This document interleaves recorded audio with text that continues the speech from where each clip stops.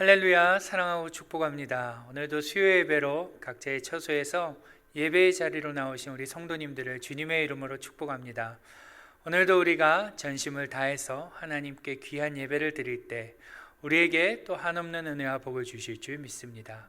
우리 이 시간 다 같이 찬송가 540장 하나님께 드리겠습니다.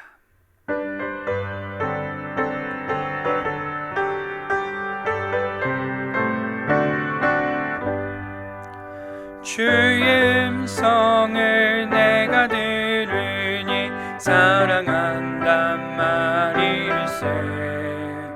믿는 마음으로 주께 가오니 나를 영접하소서.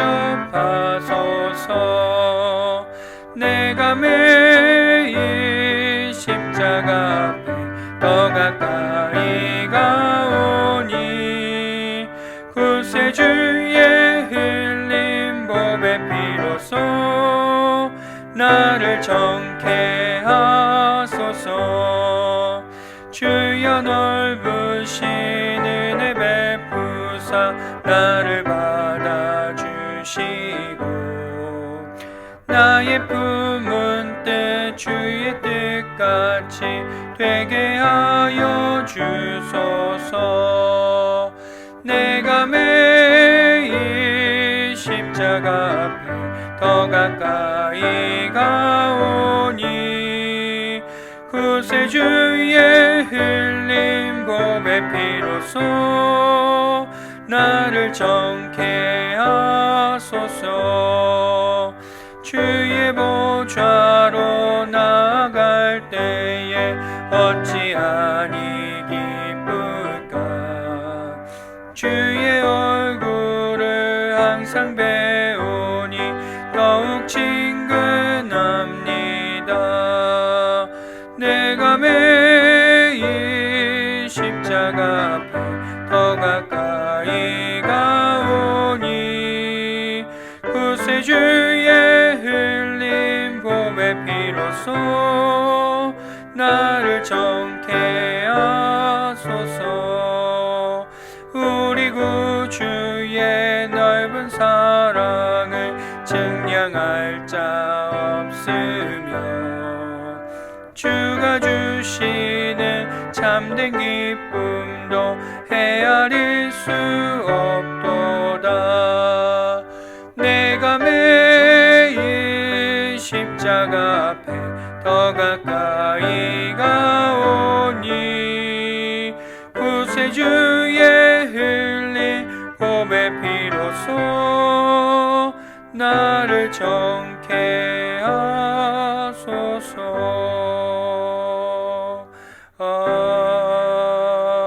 아멘. 오늘 우리에게 주시는 하나님의 말씀은 신약성경 누가복음 18장 1절로 8절의 말씀입니다.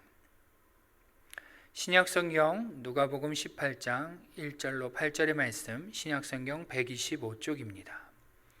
제가 말씀을 봉독하겠습니다. 예수께서 그들에게 항상 기도하고 낙심하지 말아야 할 것을 비유로 말씀하여 이르시되, 어떤 도시에 하나님을 두려워하지 않고 사람을 무시하는 한 재판장이 있는데 그 도시에 한 과부가 있어 자주 그에게 가서 내 원수에 대한 나의 원한을 풀어주소서 하되, 그가 얼마 동안 듣지 아니하다가 후에 속으로 생각하되 내가 하나님을 두려워하지 않고 사람을 무시하나 이 과부가 나를 번거롭게 하니 내가 그 원한을 풀어주리라. 그렇지 않으면 늘 와서 나를 괴롭게 하리라 하였느니라. 주께서 또 이르시되, 불의한 재판장이 말한 것을 들으라. 하물며 하나님께서 그 밤낮 부르짖는 택하신 자들의 원한을 풀어주지 아니하시겠느냐. 그들에게 오래 참으시겠느냐. 내가 너희에게 이르노니 속히 그 원한을 풀어주시리라. 그러나 인자가 올 때 세상에서 믿음을 보겠느냐 하시니라. 아멘. 네, 오늘도 수요 예배로 잘 나오셨습니다. 오늘도 우리가 하나님의 말씀을 묵상하며 또 이 말씀을 우리에게 적용할 때 큰 은혜가 될 줄 믿습니다. 여러분, 신앙생활을 하면서 우리가 실천하는 여러 가지 것들 중에 가장 실천하기 어려운 것이 무엇이 있으십니까? 저는 개인적으로 기도라고 생각하는데요. 여러분은 어떠신가요? 제가 많은 성도님들과 이렇게 대화를 하고 또 교제를 하다 보면 의외로 많은 성도님들이 기도에 대해서 어려워하는 것을 보게 됩니다. 기도하는 법을 잘 모르고 기도를 어떻게 해야 될지 모르겠다라고 얘기하시는 분들이 많다는 것이죠. 제가 한번 질문을 드려보겠습니다. 여러분은 기도하면 어떻게 하는 것이 기도다라고 생각하십니까? 기도는 언제 하는 것일까요? 무엇을 구하는 것일까요? 기도는 어떻게 하는 게 기도일까요? 아마도 제가 이런 질문을 드렸을 때 많은 분들이 기도는 이러이러한 것이다 라고 이렇게 대답하실 수 있는 분들도 계시지만, 또 어떤 분들은 어떻게 하는 거지? 대답을 못 하시는 분들도 계실 줄로 압니다. 우리는 이처럼 기도에 대해서 어려워하는 것이죠. 아마 우리가 대답을 못하고 망설이는 분들은 분명 기도에 대해서 잘 모르시기 때문은 아닐까라고 생각이 됩니다. 사실 신앙생활을 하면서 기도에 대해서 많이 듣기는 했지만 정작 기도가 무엇인지 모르고 있다라는 것이죠. 그래서 저는 오늘 우리 모두가 누가복음 18장 말씀을 좀 보면서 기도에 관한 내용들을 좀 살펴보고자 합니다. 여러분, 그동안 기도하면 많은 분들이 이런 얘기를 하죠. 기도는 우리의 호흡이다. 기도는 우리의 능력이다. 이러한 얘기들을 많이 들어보셨을 것입니다. 기도는 하나님과 대화하는 것이다. 여러분, 한번 이러한 말들에 대해서 한번 깊이 생각해 보신 적이 있습니까? 정말로 기도가 우리의 호흡이고 하나님과 대화하는 것이고 우리의 능력이 된다라고 여러분은 생각하시나요? 아마 우리가 그러한 말들은 많이 들었지만 정말로 그러한가라고 깊이 생각해 봤을 때는 아마 동의하지 못하는 분들이 많으실 것입니다. 왜요? 무엇을 보면 알 수 있을까요? 우리가 만약에 기도라는 것이 능력이 되고 호흡이 되고 하나님과 대화라고 생각한다면 우리는 어떻게 하겠습니까? 당연히 기도하는 일에 열심을 내겠죠. 그런데 우리가 기도하지 않는 것을 봐서 알 수 있듯이 우리는 기도에 대해서 그렇게 생각하지 않는다는 것입니다. 우리는 기도의 진가에 대해서, 그 기도의 참 진가에 대해서 모르고 있기 때문에 기도를 안 하고 있고, 기도를 하나님과의 대화라고 생각하지 못하고 기도를 우리의 능력이라고 느끼지 못하는 것입니다. 여러분, 이렇게 어려운 기도, 정말로 많이 들었지만 정말로 실천하기 어려운 이 기도에 대해서 오늘 예수님은 뭐라고 말씀하시고 계실까요? 우리가 같이 한번, 오늘 본문이 1절부터 8절까지의 말씀인데 이 말씀을 보면서 같이 알아보고자 합니다. 여러분, 오늘 본문을 보시면 우리가 잘 아는 과부와 불의한 재판관의 비유에 대한 말씀이 나오고 있는 것을 볼 수 있습니다. 제가 그 내용을 좀 간략하게 설명드리면 이렇습니다. 어떤 도시에 하나님을 두려워하지 않고 또 사람을 무시하는 한 재판장이 살았다고 합니다. 그런데 이 재판장을 날마다 찾아오는 과부가 있었던 것이죠. 자기의 원한을 풀어달라고 한 과부가 날마다 이 재판장을 찾아가다 보니 이 재판관이 마음속에 생각하기에 내가 도저히 이 과부가 나를 귀찮게 해서 못 살겠다. 내가 그 과부의 원을 풀어줘야겠다. 들어줘야겠다라는 생각을 갖는다라는 이야기를 오늘 예수님께서 비유를 통해 말씀하시면서 기도에 대한 교훈을 주시게 되는데요. 이것이 바로 오늘 우리가 읽은 본문의 내용입니다. 제가 방금 본문의 내용에 대해서 간략하게 설명을 드렸는데 여러분, 이 내용을 들으시고 어떠한 교훈을 얻으셨습니까? 예수님께서 당시의 청중들에게 이 말씀을 하시면서 당시의 청중들은 이 말씀을 통해 어떠한 교훈을 얻었을까요? 사실 우리는 이 비유를 이렇게 듣자마자 어떠한 생각을 갖게 됩니까? 과부가 이 불의한 재판관을 매일같이 찾아가서 귀찮게 하고 자주 찾아가서 자신의 원을 풀어달라고 귀찮게 해서 그가 이 재판관이 과부의 원을 풀어주듯이 우리도 마찬가지로 하나님께 열심히 구하면, 끈질기게 기도하고 마치 하나님이 귀찮으실 정도로 그렇게 매달리며 기도하면 하나님께서 우리의 기도를 들어주시는구나라는 교훈을 얻게 됩니다. 그렇죠? 대부분은 이 말씀을 보면서 그러한 교훈을 얻는다는 것입니다. 그런데 여러분, 정말로 오늘 본문 말씀이 우리가 열심히 기도하면 하나님이 들어주신다, 우리가 열심히 끈질기게 하나님께 기도하면 하나님은 들어주시는 분이다 라는 것을 우리에게 가르쳐주고 계시는 말씀일까요? 결론부터 좀 말씀을 드리면 아니라는 것입니다. 오늘 본문은 우리에게 그러한 가르침을 주고 있는 본문이, 그러한 말씀이 아니다라는 것입니다. 왜 아닐까요? 왜냐하면 만약 오늘 우리가 읽은 이 말씀이 정말로 우리가 열심히 기도하면 하나님이 들어주신다라는 교훈을 우리에게 주는 것이라면 여러 가지 문제가 발생하게 됩니다. 어떠한 문제가 발생될까요? 첫째로는 우리가 하나님을 조종할 수 있게 되는 문제가 발생됩니다. 무슨 말이냐면 무조건 우리가 끈질기게 열심히 하나님께 기도하면 그 하나님이 들어주시는 분이다 라는 것을 오늘 본문이 가르치고 있다면 그 하나님은 더 이상 하나님으로서, 신으로서 자격이 없다는 것입니다.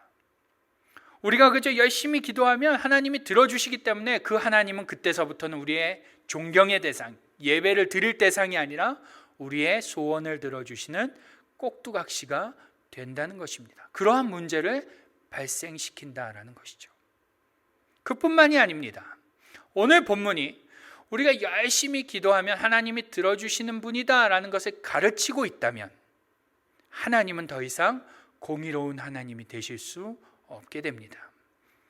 여러분, 우리가 기도할 때 어떻게 기도합니까? 대부분의 많은 사람들은 주로 개인적인 자신의 입장에서, 지극히 자기의 입장에서 기도를 하게 됩니다. 가령 오늘 본문의 과부가 이 재판관에게 자신의 원을 풀어달라고 요청하는데 그 원이 무엇인지 정확하게 알 수 없으나 만약 그가 요청하는 것이 불의한 일이라면, 그가 아주 나쁜 일을, 자기에게 유리한 것을 이 재판관에게 들어달라고 요청하는 것이라면, 그래서 이 재판관이 자신을 귀찮게 하는 이 과부, 그 귀찮게 하는 것 때문에 그 원을 들어준다면 재판관은 더 이상 공평한 자가 안 되듯이, 마찬가지로 우리가 하나님께 끈질기게 기도할 때 하나님이 우리의 모든 기도를 들어주시는 분이라면 하나님은 공평하신 하나님, 공의로운 하나님이 되실 수 없다는 것입니다. 그리고 세 번째로, 우리가 끈질기게 기도하고 열심히 기도하면 하나님이 들어주신다라는 가르침을 오늘 본문이 주고 있는 것이라면 우리는 언제까지 기도해야 하는지 그 시간을 가늠할 수 없게 됩니다. 끈질기다는 정도가 얼마인지, 열심히 기도하는 것이 얼마나 기도하는 것인지 우리는 본문에서 말씀하고 있지 않기 때문에 언제까지 기도해야 될지를 알지 못한다는 것이죠. 결국 오늘 이 말씀이 우리가 열심히 기도할 때 하나님이 들어주시는 분이다라는 교훈을 주는 것이라면 우리는 이 본문에서 어떠한 교훈도 얻을 수 없다는 것입니다. 즉, 다시 한번 말씀드리면 우리가 그동안 이해했던 바와 같이 오늘 말씀이 우리로 하여금 열심히 기도해라, 끈질기게 기도해라 라는 교훈으로 말씀하고 있지 않다는 것입니다. 그렇게 이해해서는 절대로 안 된다는 것이죠. 그렇다면 여러분, 오늘 본문 말씀이 정말 우리에게 말씀하고자 하시는 바, 가르쳐주고자 하시는 바는, 그 교훈은 무엇일까요? 그것은 첫째로 하나님의 뜻을 항상 구해야 한다라는 것을 우리에게 말씀하고 계십니다. 뭐라고요? 하나님의 뜻을 항상 구해야 한다. 여러분, 오늘 본문을 보시면 18장 1절부터 시작되는데요, 우리 1절 말씀을 함께 읽어보겠습니다. 시작. 예수께서 그들에게 항상 기도하고 낙심하지 말아야 할 것을 비유로 말씀하여. 아멘. 그렇습니다. 예수님께서 그들에게 항상 기도하고 낙심하지 말아야 할 것을 비유로 말씀하여. 여기를 잘 보시면 예수님께서 누구에게 말씀하신다고요? 그들에게라고 말씀하십니다. 그들에게. 앞에서 이미 언급된 자들에게 말씀하신다는 것이죠. 성경을 보면 18장이 독립적으로 딱 떨어져서 18장 이야기만 딱 진행되는 것 같지만 그렇지 않다는 것입니다. 헬라어 성경을 보면 조금 더 명확하게 나오는데 헬라어에 대라는 접속사가 있습니다. 무슨 말이냐? 앞에 이야기와 18장의 이야기가 이어지고 있다라는 것이죠. 앞에서 예수님께서 말씀하시고 계신 그 대상에게 18장에서 이어서 말씀하고 계시는 것이다라는 것입니다. 그렇기 때문에 여러분, 오늘 우리는 이 18장 앞부분의 말씀이 무엇인지 봐야 한다는 것입니다. 여러분, 이 18장 앞부분의 내용을 좀 보십시오. 제가 읽지는 않았지만 여러분이 가지고 계신 성경으로 한번 쭉 눈으로 훑어보시면 17장 20절 이하를 보시면 이러한 내용들이 나옵니다. 바리새인들이 예수님께 나와서 질문을 합니다. 하나님의 나라가 언제 임합니까? 그러자 예수님께서 예수님의 재림의 때, 하나님의 재림의 때는 아무도 알지 못한다라는 말씀을 하시면서 그 옆에 있던 제자들에게 말씀을 쭉 이어가시죠. 그 재림에 대한 이야기를 쭉 말씀해 주십니다. 그 내용을 보시면 그때가 되면 여기저기에서 종말이 임했다, 여기가 메시아가 있다라는 이야기들이 여기저기서 나올 것이며, 마치 노아의 홍수의 때와 소돔과 고모라의 때와 같이 평온한 일상 속에서, 평범한 일상 속에서 갑자기 그 재림이 임하게 될 것이다 라는 말씀을 해주십니다. 그리고 또 그때가 되면 하나님의 기준에 따라 어떤 사람은 구원을 받게 되고 어떤 사람은 구원을 받지 못하게 될 것이다 라는 이러한 말씀들을 쭉 예수님께서 해주신다는 것입니다. 즉 무슨 말씀입니까? 하나님이 다시 재림하시는 그때를 아무도 알지 못하고, 또 그때 누가 구원받게 될지 아무도 알지 못하니 너희는 무엇을 하라? 무엇을 하라? 기도를 해야 된다라는 것입니다. 너희는 재림의 때가 언제 올지 모르고 그 재림의 때에 누가 구원받게 될지 모르기 때문에 기도해야 한다. 오늘 18장 들어서면서 그렇기 때문에 기도해야 한다라고 말씀하고 계신다는 것이죠. 그것도 어떻게 기도해야 된다? 항상 기도해야 된다라고 말씀하고 계신다는 것입니다. 그 때를 알지 못하기 때문에, 누가 어떻게 구원받게 될지 모르기 때문에 항상 그 하나님의 뜻이 이루어지고, 또 그 뜻을 나를 통해서 내가 그 뜻을 이룰 수 있도록 어떻게 해야 된다? 항상 기도해야 한다라는 것입니다. 여러분, 이것이 오늘 본문에서 첫 번째로 우리가 얻을 수 있는 교훈이라는 것입니다. 우리에게 주시는 가르침이라는 것이죠. 그런데 여러분, 우리는 정작 어떻습니까? 우리는 어떻게 기도하시나요? 대체로 무엇을 기도하십니까? 어쩌면 우리는 하나님의 재림의 때, 하나님의 뜻과는 상관없고 정반대되는 그러한 기도를 하곤 합니다. 아니, 주로 할 것입니다. 예수님께서는 언제 올지 모르는 그날을 대비하며 항상 기도하라고 말씀하셨지만, 우리는 이 땅에서 오랜 시간 살 것처럼 이 땅의 삶을 대비하며 이곳에서의 삶이 안락하기를, 이곳에서의 삶이 평안하기를, 오늘 우리의 삶이 즐겁고 행복하기를 놓고 기도한다는 것입니다.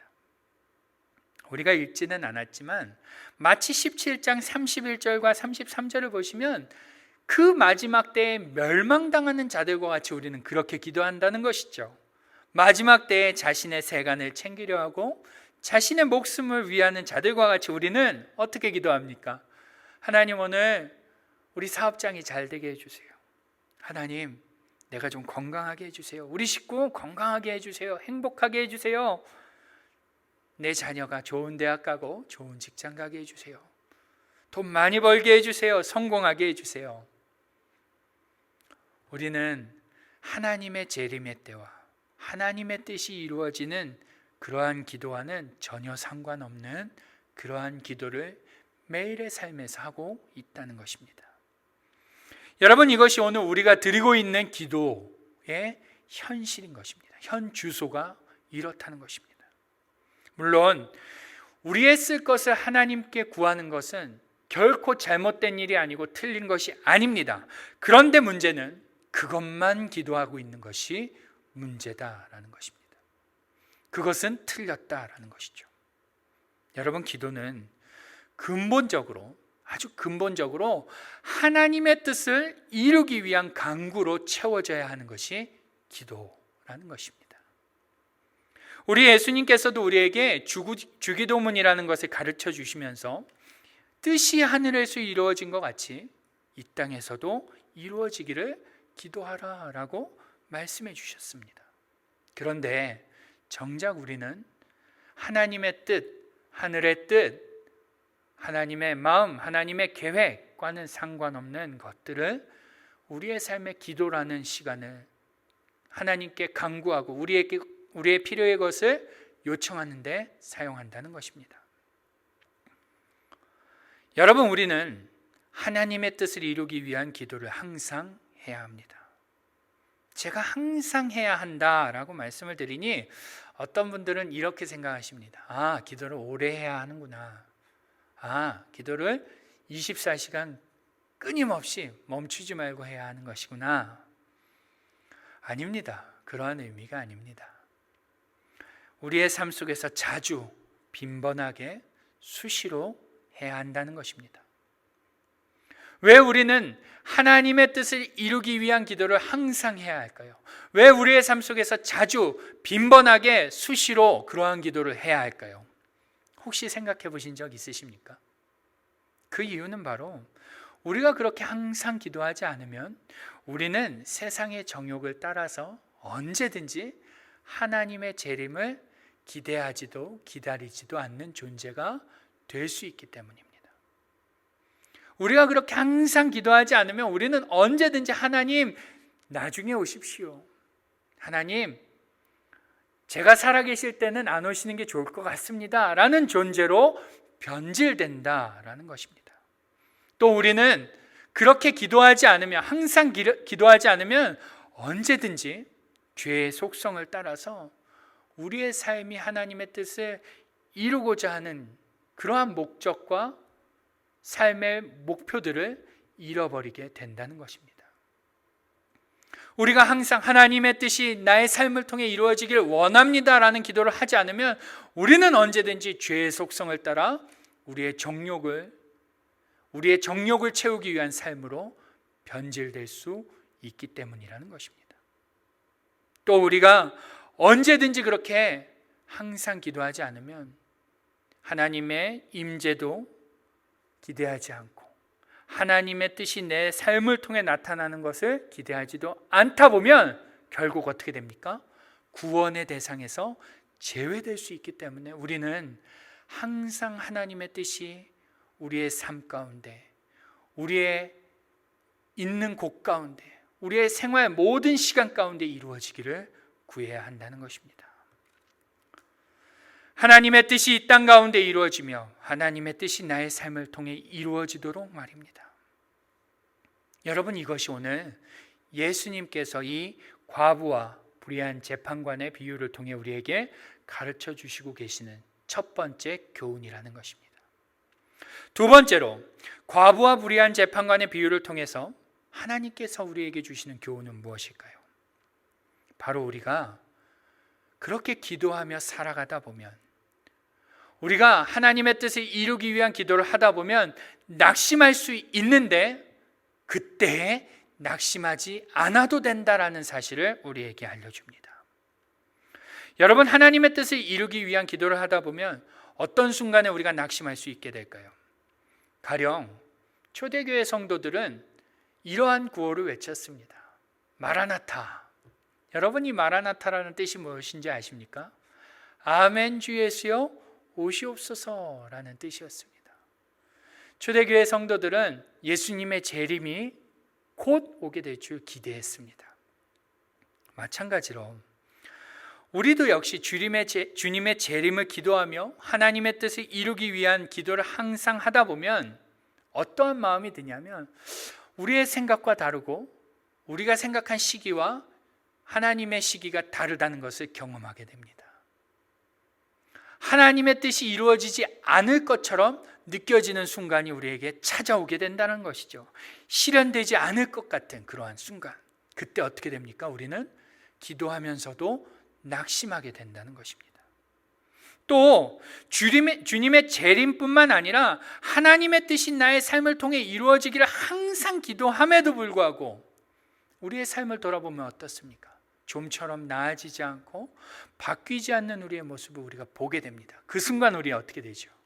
그때 우리가 낙심할 수 있다는 것입니다. 그뿐만이 아닙니다.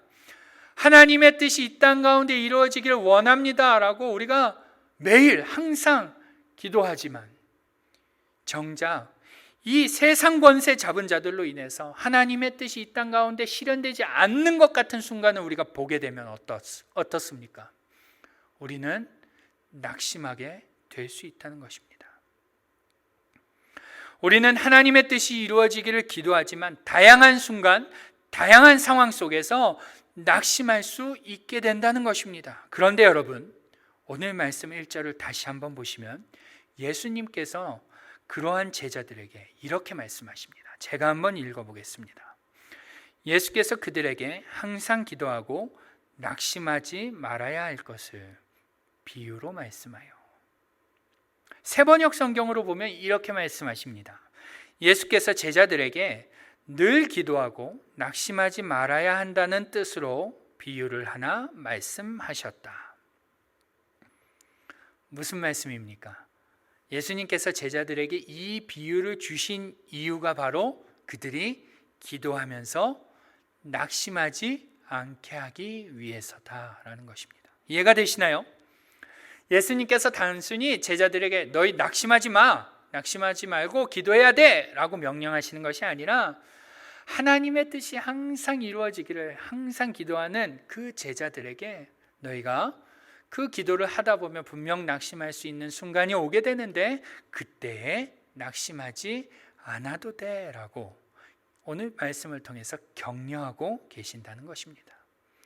여러분, 어디에 그러한 예수님의 격려가 있을까요? 우리가 같이 한번 7절 말씀을 읽어보겠습니다. 시작.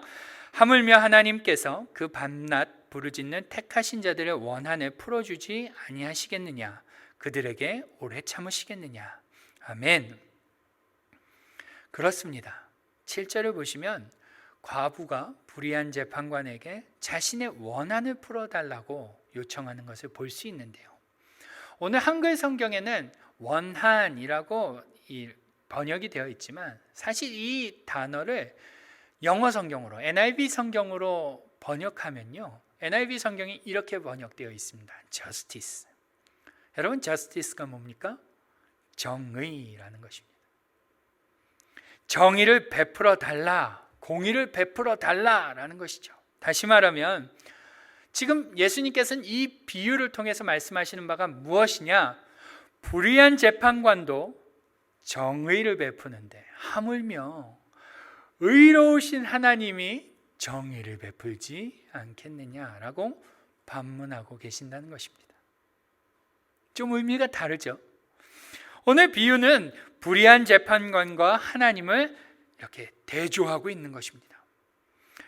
불의한 재판관, 그가 얼마나 불의한지 그 재판관 앞에 불의하다라고 칭하는 그 자도 정의를 베푸는데 하물며 의로우신 하나님이 정의를 왜 베풀지 않겠느냐라고 말씀하신다는 것이죠. 그러니 염려하지 말아라는 것입니다.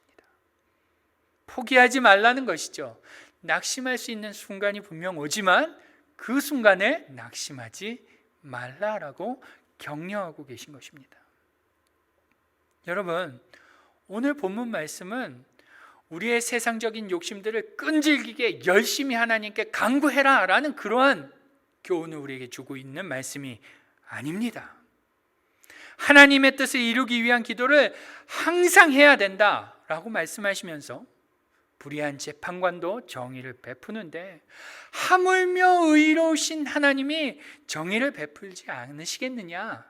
그러니 낙심하지 말고 항상 기도해라. 오늘 우리 예수님께서는 우리에게 이러한 것들을 교훈하고 계신 것입니다. 여러분, 이러한 격려, 낙심하지 말도록 하는 격려가 또 하나 오늘 본문에 숨겨져 있습니다. 어디를 보면 알 수 있을까요? 우리가 7절을 다시 한 번만 읽어보겠습니다. 시작.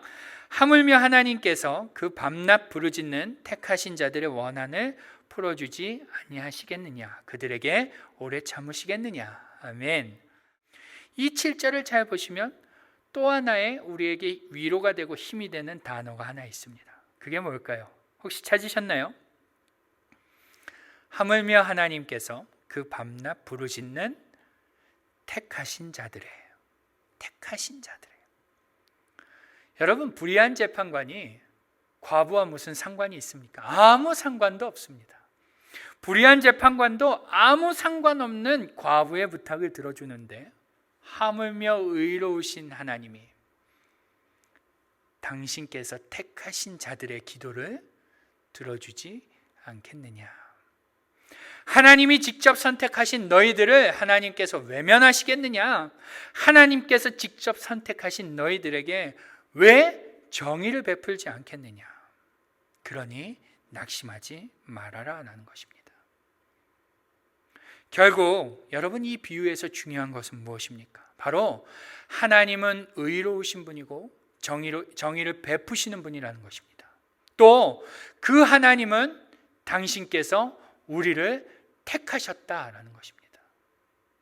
우리는 하나님이 택하신 자들이다라는 것입니다. 하나님은 자신이 택하신 백성들에게 정의를 베푸시는 분이다라는 것이죠.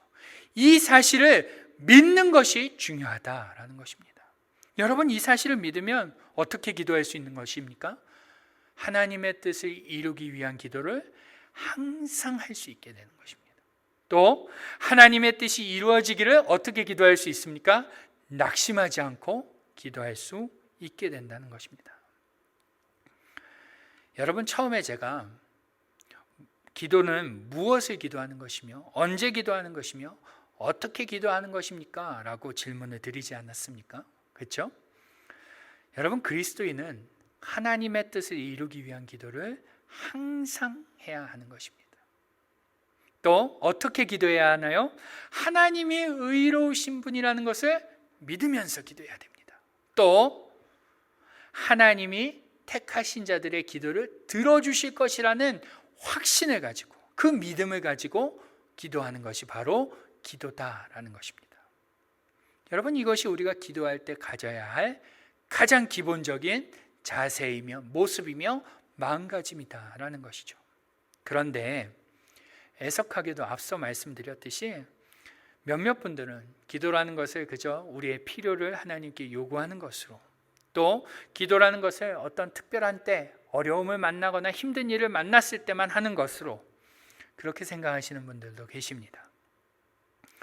또 어떤 분들은 열심히는 기도하십니다. 열심히는 기도하시는데 그 안에 하나님을 향한 신뢰가 없이 그저 소원풀이 하듯이 한풀이 하듯이 다다다다다다다 말하고서 돌아가시는 분들도 계십니다. 기도는 그러한 것이 아니다라는 것이죠. 기도는 하나님이 의로우신 분이라는 것을 신뢰하고 그 하나님이 택하신 자들에게 정의를 베푸시는 분이라는 것을 믿으며 하나님의 뜻이 오늘 우리의 삶 가운데, 이 땅 가운데 이루어지기를 간구하는 것이 무엇이다? 기도다라는 것입니다. 여러분, 오늘부터 우리의 기도가 이렇게 바뀌어야 할 줄 믿습니다. 하나님의 뜻을 구하는 기도, 그 뜻이 우리를 통해 이루어지도록 항상 하는 기도, 의로우신 하나님이 택하신 자들의 기도를 들으시고 정의를 베푸시는 분이라는 것을 신뢰하며 하는 기도로 오늘 우리의 기도가 바뀌게 될 줄 믿습니다. 여러분, 중요한 것은 예수님께서는 이러한 기도를 제자들에게 하라라고 말씀하시면서 이렇게 말씀하십니다. 오늘 8절을 같이 한번 읽어보겠습니다. 시작. 내가 너희에게 이르노니 속히 그 원한을 풀어주시리라. 그러나 인자가 올 때에 세상에서 믿음을 보겠느냐 하시니라. 아멘. 그렇습니다. 인자가 올 때에 세상에서 믿음을 보겠느냐. 예수님께서는 마지막 때가 가까워졌을 때 그러한 믿음을 갖고 그렇게 기도하는 사람을 볼 수 있겠느냐라고 말씀하신다는 것입니다. 여러분, 이 말씀은 충격적인 말씀입니다. 이 말씀 안에는 마지막 때가 가까워질수록 세상에서 그러한 믿음을 보여야 하는 그리스도인들이 기도하지 않을 것이다 라는 예수님의 탄식이 담겨져 있는 것이다라는 것이죠. 우리가 말로는 이제 마지막 때가 가까워졌어, 주님 오실 날이 가까워졌어 라고 말하지만 우리의 모습을 한번 보십시오. 정작 우리는 그러한 믿음을 가지고 기도하지 않는다는 것입니다. 그래서 예수님께서 오늘 우리에게 말씀하시는 것이죠. 내가 그러한 자들을 마지막 때에 과연 볼 수 있겠니? 너가 그러한 믿음을 나에게 보여주면 안 되겠니? 여러분, 베드로 사도는 베드로전서 4장 7절에서 그의 성도들에게 이렇게 말씀합니다. 만물의 마지막이 가까이 왔으니 그러므로 너희는 정신을 차리고 근신하여 기도하라. 바울 사도도 디모데전서와 골로새서에서 이렇게 말씀합니다. 디모데전서 4장 5절을 보시면 하나님의 말씀과 기도로 거룩하여 짐이라. 골로새서 4장 2절에서도 기도를 계속하고 기도에 감사함으로 깨어있으라. 예수님께서도 마태복음 26장 41절에서 우리가 잘 아는 말씀으로 이렇게 말씀하십니다. 시험에 들지 않게 깨어 기도하라. 마음에는 원이로되 육신이 약하도다 하시고. 아멘. 여러분, 이처럼 성경 곳곳에는 우리로 하여금 기도해야 한다라는 말씀들이 빼곡히 적혀 있습니다. 마지막 때가 가까워질수록 하나님의 뜻이 이루어지기를 항상 기도해야 된다. 너희는 낙심하지 말고 하나님을 신뢰하며 그분이 의로우신 분이고 그분이 택하신 자들에게 정의를 베푸실 분이라는 것을 믿고 낙심하지 말고 항상 기도해야 한다라고 말씀하신다는 것입니다. 여러분, 제가 주일마다 기도해야 한다라고 말씀을 드리다 보니 어떤 분들은 마음이 불편함을 느끼고 불편한 감정을 가지시는 분들이 계실 줄로 압니다. 그런데 여러분, 절대로 여러분들의 마음을 불편하게 해드리려고 드리는 말씀이 아닙니다. 오늘 본문에 예수님께서 직접 말씀하시고 성경이 직접 증언하고 계시는 말씀 아닙니까? 여러분, 우리가 기도하지 않으면 우리는 하나님의 뜻을 이 땅 가운데서 이룰 수 없습니다. 바랄 수도 없습니다. 그 하나님의 뜻이 이 땅 가운데서 이루어지기를 바라지도 못합니다. 그리고 그러다 보면 결국 어떻게 됩니까? 우리는 오늘 본문 17장 말씀과 같이 도적같이 임하시는 주님의 재림의 때에 구원받지 못하는 자들이 될 수 있게 됩니다.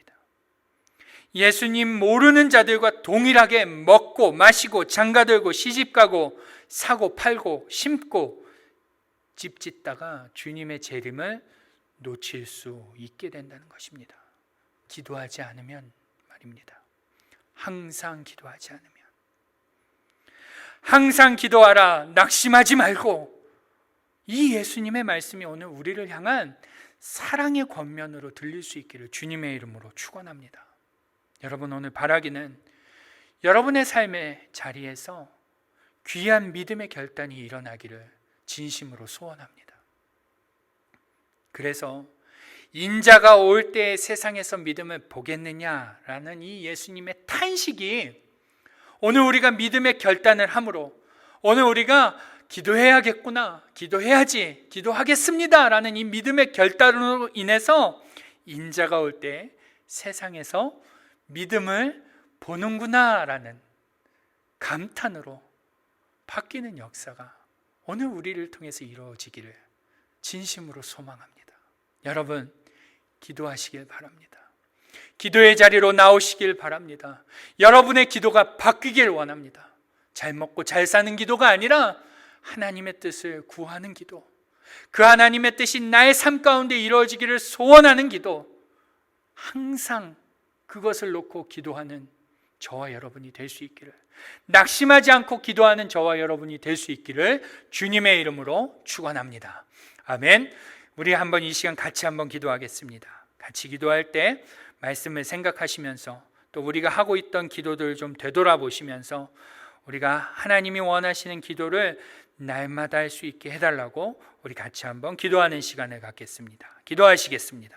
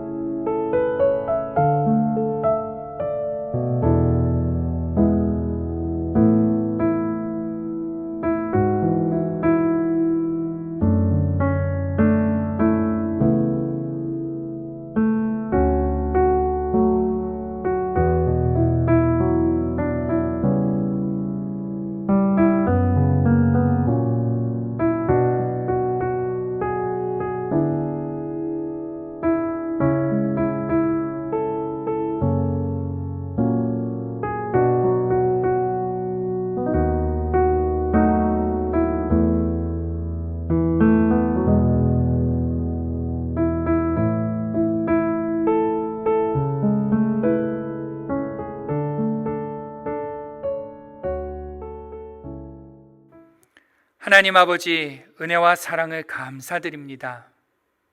하나님께서는 오늘 본문을 통하여 우리에게 하나님께 기도하는 것을 어떻게 해야 하는지, 무엇을 놓고 기도해야 하는지, 어떠한 자세와 마음가짐으로 기도해야 하는지 알려주셨습니다. 하나님, 우리가 이 사실을 아는 것으로 끝나는 것이 아니라 우리의 삶의 자리에서 믿음의 결단을 하는 것으로 이어지게 하여 주옵소서. 우리가 항상 하나님의 뜻이 이 땅 가운데 이루어지기를, 나의 삶 가운데 이루어지기를 기도하지 않으면 우리는 언제든지 우리의 목표, 삶의 목표가 목적이 바뀌게 되고 하나님의 재림을 기대하지 않게 되고 우리는 언제든지 구원에서 배제될 수 있음을 다시 한번 경각심을 갖게 하여 주시고 날마다 기도하는 일에 힘쓰는 우리 모두가 되게 하여 주옵소서. 항상 기도하라는 이 예수님의 말씀을 마음속에 깊이 새기며 어떠한 상황 가운데서도 낙심하지 않고 기도로 나아가는 우리 모두가 되게 하여 주옵소서. 그렇게 하실 주님을 찬양하며 우리 주 예수님의 이름으로 기도드리옵나이다. 아멘. 이 시간 다 함께 찬송가 539장 부르시겠습니다.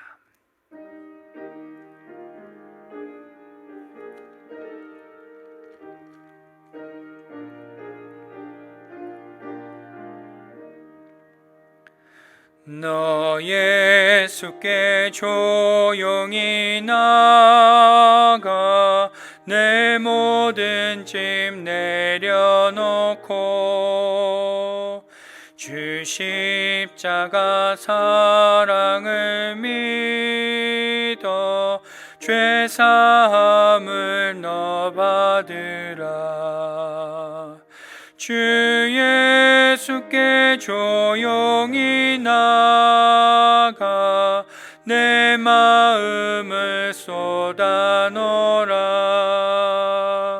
너를 미리 보시는 주님 그 은혜를 베푸시리. 주 예수의 은혜를 입어 내 슬픔이 없어지리. 내 예수를 사랑하여 너 받은 것 거저 주라. 주 예수께 조용히 나가 내 마음을 쏟아놓으라. 늘은 미리 보시는 주님 그 은혜를 베푸시리. 주 예수를 친구로 삼아 내 옆에 모시어라. 그 영원한 생명샘물에 내 마름 목축이어라. 주 예수께 조용히 나가 내 마음을 쏟아놓으라. 늘은 미리 보시는 주님 그 은혜를 베푸시리.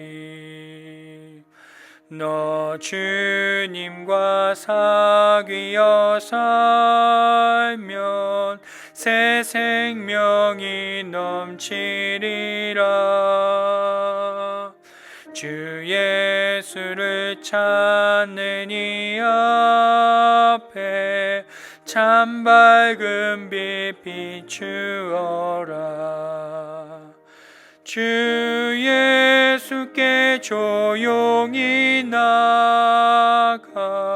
내 마음을 쏟아놓으라.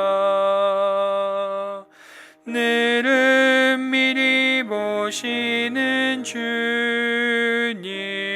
그 은혜를 베푸시리.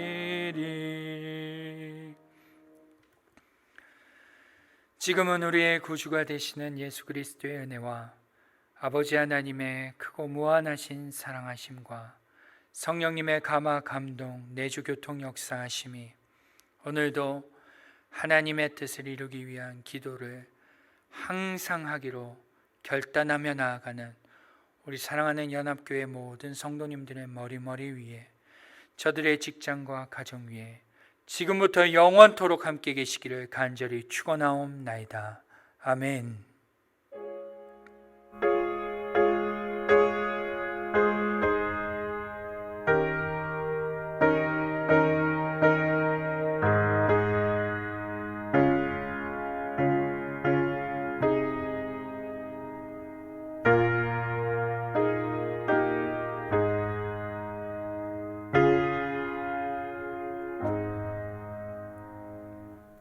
예배를 마쳤습니다. 남은 한 주도 주님 안에서 날마다 기도로 나아가는 우리 성도님들 되시길 바라며, 특별히 이번 주일에는 공동의회가 있습니다. 모두 나오셔서 하나님의 귀한 일을 감당하는 우리 모두가 될 수 있기를 주님의 이름으로 소원합니다.